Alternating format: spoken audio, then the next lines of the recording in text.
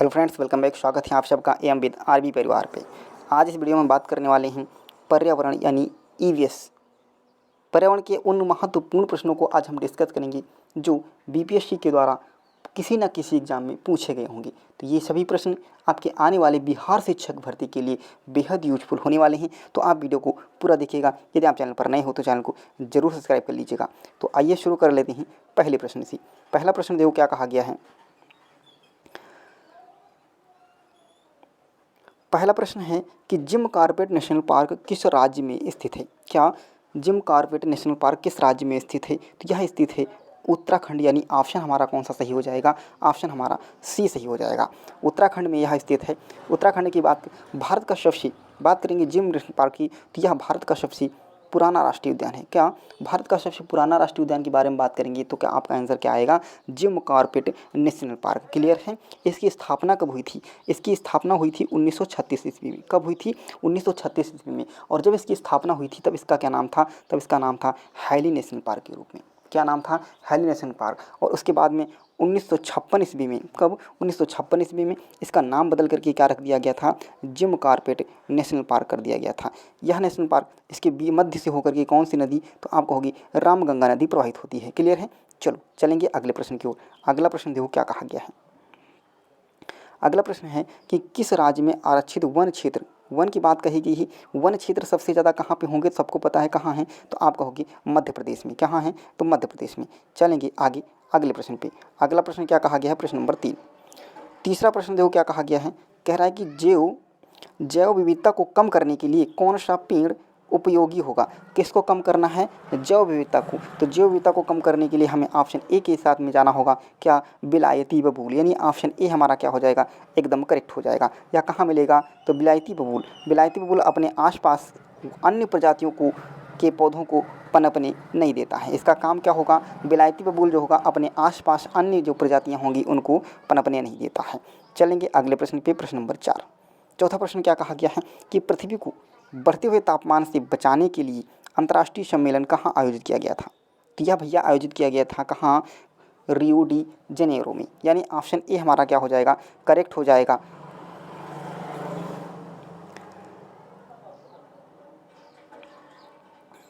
1922 ईस्वी में। कब? 1922 ईस्वी में ब्राज़ील की रियो डी जेनेरो में अंतर्राष्ट्रीय सम्मेलन हुआ, जिसे हम पृथ्वी शिखर सम्मेलन के नाम से जानते हैं। अगला प्रश्न है अधिकांश प्रवासी पक्षी शरद ऋतु में किस एक मार्ग का अनुसरण करते हैं? तो किस मार्ग का अनुसरण करते हैं? तो यह करते हैं उत्तर से पश्चिम का। कहाँ? उत्तर से पश्चिम का। यानी ऑप्शन हमारा कौन सा? बी ऑप्शन हमारा एकदम करेक्ट हो जाएगा। चलेंगे अगले प्रश्न की ओर। अगला प्रश्न देखो क्या कहा गया है कि रेडियस प्रजाति माता पिता की देखभाल दर्शाती है। तो यहाँ पर ऑप्शन कौन सा सही हो जाएगा? ऑप्शन ए हमारा क्या हो जाएगा? एकदम करेक्ट हो जाएगा। मीठे पानी के संकुल को जिम्मेदारी हस्तांतरित करके ऑप्शन ए क्या हो जाएगा? एकदम करेक्ट हो जाएगा। आगे चलेंगे अगले प्रश्न की ओर।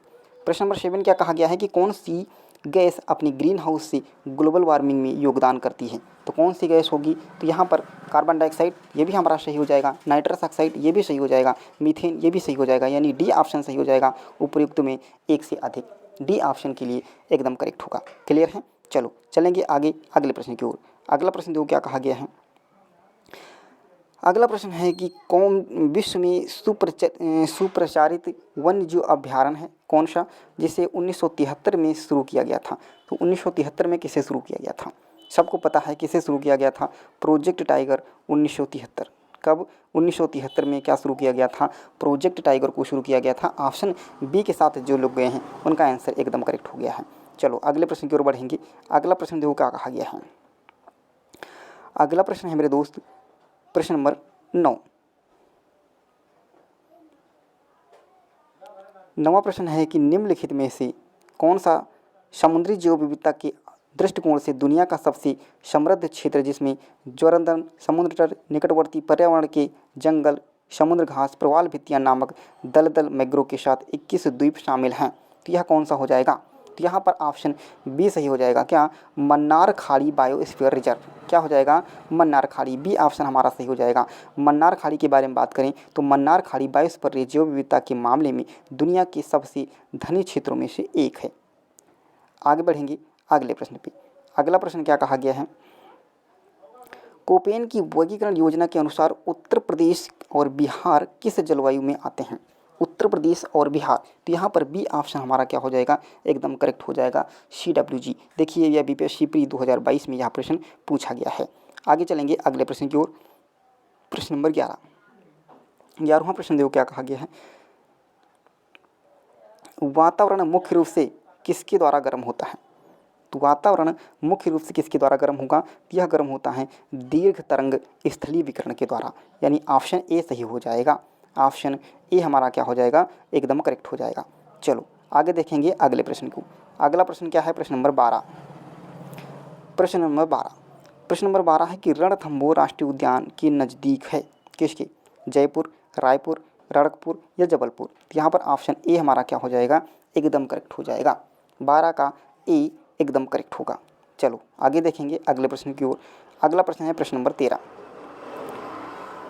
13वां प्रश्न क्या कहा गया है कि प्राकृतिक समुद्री तटीय आर्द्र भूमि के अंदर आने वाली सबसे अधिक क्षेत्र वाला राज्य कौन सा होगा? तो यहाँ पर गुजरात जो होगा यह सबसे अधिक क्षेत्र वाला होगा, यानी बी हमारा क्या हो जाएगा, एकदम करेक्ट हो जाएगा। चलो आगे देख लेते हैं प्रश्न नंबर 14। प्रश्न नंबर 14 कह रहा है कि निम्नलिखित कथनों पर विचार करो। चलो भाई विचार करते हैं। पहला कथन कह रहा है कि भारत में बाघ परियोजना 1973 में चालू की गई। तो यह कथन बताइए सही है कि गलत है? तो यह कथन बिल्कुल आपका क्या हो जाएगा, एकदम करेक्ट हो जाएगा। अगला है कि वर्ष 2022 में राष्ट्रीय जैव विविधता दिवस मनाया गया, जिसकी विषय वस्तु क्या थी, सभी जीवन के लिए एक साझा भविष्य का निर्माण।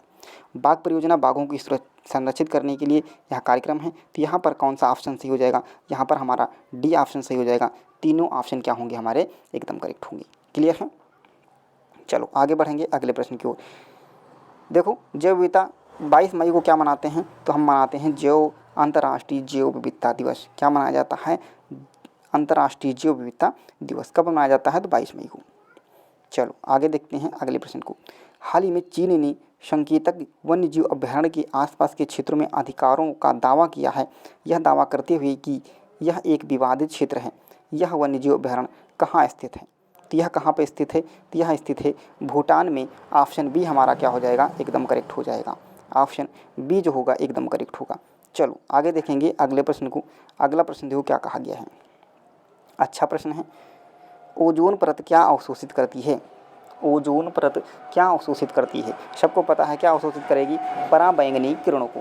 किसे? पराबैंगनी किरणों को। आपसे प्रश्न पूछा जाता है कि ओजोन परत कहाँ पाई जाती है, तो ओजोन परत भैया पाई जाती है समताप मंडल में। कहाँ पे? तो आप कहोगे समताप मंडल में। क्लियर है? ओजोन परत समताप मंडल में पाई जाती है। यहाँ पर देखो दिया भी गया है क्या, वायुमंडल की 5 परतों में, वायुमंडल की जो 5 परतें हैं, इसमें जो दूसरी परत है जिसको हम कहते हैं समताप मंडल, यहीं पर हमारा ओजोन परत पाई जाती है। क्लियर है? ओजोन परत पाई जाती है। चलो आगे चलेंगे अगले प्रश्न की ओर। अगला प्रश्न है कि ओजोन परत के संरक्षण के लिए अंतर्राष्ट्रीय ओजोन दिवस कब मनाया जाता है? तो अंतर्राष्ट्रीय ओजोन दिवस कब मनाते हैं, तो यह मनाते हैं 16 सितंबर को। ऑप्शन ए हमारा क्या हो जाएगा, एकदम करेक्ट हो जाएगा। इसके लिए एक जो प्रोटोकॉल हुआ था, क्या हुआ था, मॉन्ट्रियल प्रोटोकॉल। कब हुआ था?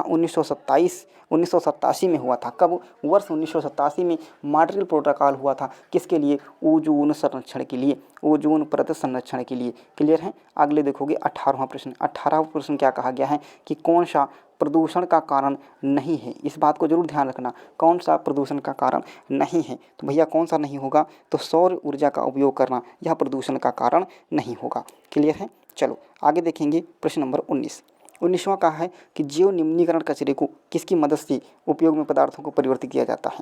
तो किसकी मदद लेंगे, तो यहाँ लेंगे हम जीवाणुओं की। किसकी? जीवाणुओं की। ऑप्शन सी हमारा क्या हो जाएगा, एकदम करेक्ट हो जाएगा।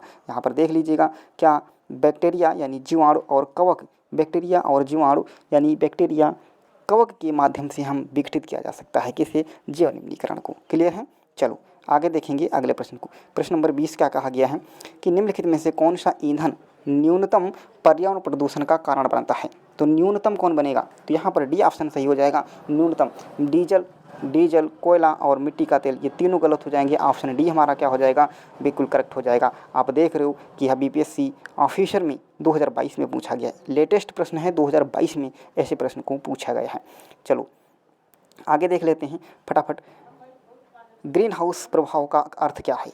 ग्रीन हाउस प्रभाव, तो ग्रीन हाउस प्रभाव का अर्थ क्या होगा, तो यहाँ पर ऑप्शन बी सही हो जाएगा। क्या वायुमंडल के कारण ऊष्मा में वृद्धि जो होगी उसे हम क्या कहते हैं, कि उसे हम ग्रीन हाउस प्रभाव कहते हैं। क्लियर है, बी ऑप्शन हमारा सही हो जाएगा। अगला है 22वां प्रश्न, जैव विविधता क्या है? जैव विविधता क्या है? तो यहाँ पर ऑप्शन हमारा सी सही हो जाएगा। क्या एक जंगल में कई प्रकार की वनस्पति और जीव, यहाँ पर दे रखा है एक जंगल में एक प्रजाति, तो ये गलत हो जाएगा, है ना। यहाँ दे रखा कई वनों में, कई वन नहीं होगा, यहाँ एक जंगल में कई प्रकार की प्रजातियाँ होंगी। एक जंगल होगा उसमें अनेक प्रकार की जो प्रजातियाँ होंगी उसी को हम क्या कहते हैं, जैव विविधता के नाम से जाना जाता है। यानी ऑप्शन सी हमारा क्या हो जाएगा, एकदम करेक्ट हो जाएगा। अगला प्रश्न है कि अजैव निम्नीकरण कचरे में से छुटकारा पाने के लिए सर्वोत्तम समाधानों में से एक है, तो सबसे अच्छा क्या है, इसका हम क्या कर लें, पुनर्चक्रण कर लें। ऑप्शन बी हमारा क्या हो जाएगा, एकदम करेक्ट हो जाएगा। आगे चलें अगले प्रश्न की ओर। प्रश्न नंबर 24वां कह रहा है कि बायोगैस के संबंध में कौन सा सही है? कौन सा सही भैया? तो यहाँ पर डी ऑप्शन हमारा सही है। क्या बायोमास के किण्वन द्वारा उत्पादित गैस। आगे चलेंगे प्रश्न नंबर 25वां देखो क्या कहा गया है।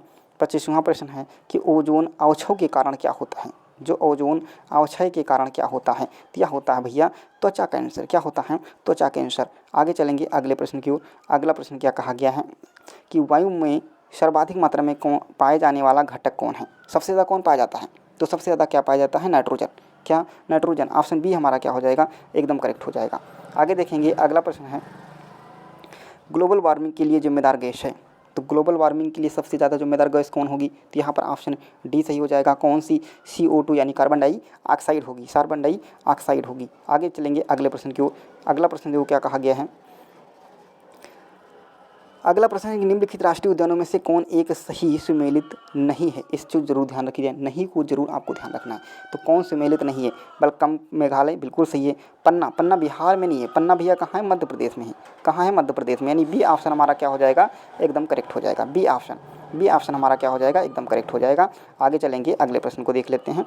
अगला प्रश्न क्या कहा गया है। अगला प्रश्न है 29 प्रश्न क्या कह रहा है कि संघ राज्य क्षेत्रों में से सबसे कम वन आच्छादित क्षेत्र कौन है? सबसे कम कहाँ है? तो यहाँ ऑप्शन ए सही हो जाएगा। कहाँ पे? चंडीगढ़। कहाँ? ऑप्शन ए हमारा एकदम करेक्ट आंसर हो जाएगा। प्रश्न नंबर 30, निम्नलिखित में से ग्रीन हाउस गैस है, तो ग्रीन हाउस गैस कौन सी होगी, बताओ। Green house gas carbon dioxide है, ओजोन है, CFC है, मीथेन है, उपयुक्त में से। तो यहाँ पर ई ऑप्शन सही हो जाएगा। कार्बन डाइऑक्साइड भी है, ओजोन भी है, CFC भी है, मीथेन भी है। यानी ए ऑप्शन हमारा सही हो जाएगा। क्या? उपयुक्त में से एक से अधिक। तो कैसा लगा आज का वीडियो, कमेंट बॉक्स में जरूर बताइएगा। यदि आप चैनल पर नए हो तो चैनल को जरूर सब्सक्राइब करिएगा। थैंक यू, जय हिंद।